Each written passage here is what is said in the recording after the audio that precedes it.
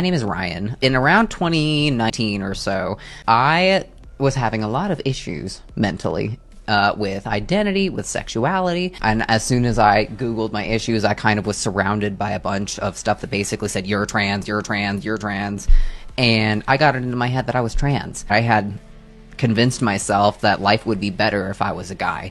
Life would be easier, I would be happier. I'm born female, by the way. I'm a detransitioner, female to male, back to female again. And so I went to Planned Parenthood like a week later, and I basically walked in. I said, hi, I think I'm trans. They said, great, we're gonna diagnose you with gender dysphoria, and here's your prescription for testosterone. And I said, great! I didn't actually realize in my head what a huge fucking red flag this was. And I went on hormones, and I got my first hormone injection like a week later, and then I got a binder and everything like that. I saw a therapist because I was going to get top surgery, thank God I didn't, and it only took one therapy appointment for me to explain that I was trans or identified as trans and I wanted to get top surgery. They didn't ask me any questions.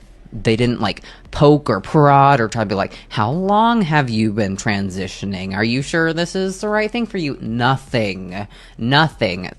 Everything was approved. Nobody questioned me. Nobody did anything. I was basically diagnosing myself consistently throughout my entire transition. I was responsible for my own medical diagnosis, which is really crazy. Right around when I decided that I wanted to get top surgery, I had actually started to have some doubts about being trans. And I saw all the makeup racks and the wall at Walgreens and all the women looking beautiful and just doing all these crazy makeup looks, and I started to miss it a little bit. I eventually had to realize that I had done something wrong, and I started to not like being a guy anymore and started to miss being a woman. And then eventually I decided that I was just gonna go back, and it was gonna be difficult and it was gonna be hard, but at least I was going to be comfortable in my own body.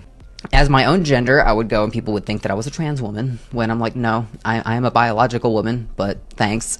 It's been going better and better ever since. I don't necessarily have dysphoria about anything. The only thing that I have never actually admitted on video before, I hate my voice. Honestly, guys, I kind of fucking hate it. Anytime that I make videos on Twitch, I get asked, what are you? I would love to get voice feminization surgery, but unfortunately at this point I cannot afford it. It's the thing that I absolutely hate the most about me, and I don't know if I will ever be able to fix it. There are a lot more detransitioners than you think there are. And the transgender industry is not there to help you. They're there to make money off of you because you pay for all of these expensive surgeries and then they get paid. They're not going to tell you that, not voluntarily at least, that their product might not work and you might hate it. And there are a lot of stories about people who do bottom surgery and it doesn't work, who can never have sex again, who they did a sex operation and they can't even have sex. Do you understand like how fucked up that would be? But they're never gonna tell you about that.